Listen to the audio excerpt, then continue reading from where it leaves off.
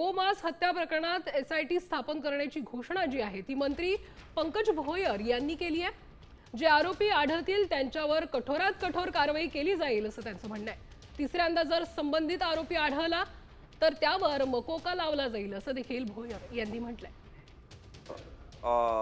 श्रीकांतजींनी जो मुद्दा मांडला तर महाराष्ट्र राज्यात गोवंशीय प्राण्यांची कत्तल, विक्री, वाहतूक प्रकरणी सन 2022 ते 25 पर्यंत आपण जवळजवळ 2849 गुन्हे त्या ठिकाणी दाखल केले आहे आणि 4678 आरोपींना त्या ठिकाणी आपण अटक देखील केलेली आहे आणि जवळजवळ 1724 टन अनिलजी 1724 टन आतापर्यंत आपण मांस त्या ठिकाणी जप्त केलेला आहे। हे रोखणं अतिशय आवश्यक आहे।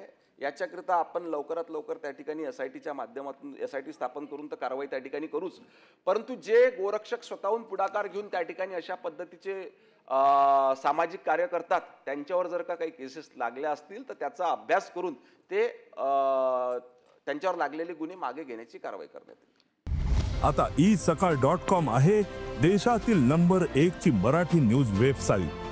प्रत्येक अपडेटसाठी isakal.com ला नक्की भेट द्या।